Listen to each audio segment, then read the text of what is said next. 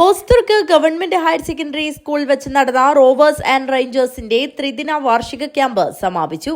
കാസർഗോഡ് ജില്ലാ excise assistant commissioner Anwar Sadath camp ഉദ്ഘാടനം ചെയ്തു.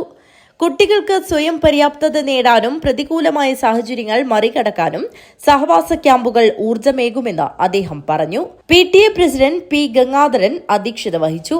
വാർഡ് കൌൺസിലർ ചന്ദ്രൻ മാസ്റ്റർ മുഖ്യാതിഥിയായി. Principal doctor AV Suresh Babu സ്വാഗതം പറഞ്ഞു. N. സദാശിവൻ, ബിസ്മിത സലീം, MP രാജേഷ്, ഇബ്രാഹിം പള്ളിക്കര എന്നിവർ സംസാരിച്ചു. ഡോക്ടർ കലേഷ് മാണിയാടൻ ക്യാമ്പ് വിശദീകരണം നടത്തി. V. ദിവ്യ നന്ദിയർപ്പിച്ച് സംസാരിച്ചു. തുടർന്ന് നടന്ന വിവിധ സെഷനുകളിൽ Manoj Kumar VV, Shiju Cherupuzha, Anil KT, Prasanna TK, Naufal KP തുടങ്ങിയവർ ക്ലാസുകളെടുത്തു. Volunteers Kanhangad fire and rescue station സന്ദർശിച്ച് ദുരന്ത നിവാരണവും പ്രഥമ ശുശ്രൂഷയും എന്ന വിഷയത്തിൽ പ്രായോഗികമായ അറിവുകൾ നേടി. ക്യാമ്പംഗങ്ങൾക്ക് റാണിപുരത്തേക്ക് ട്രക്കിംഗ് നടത്തി. News bureau, Kanhangad.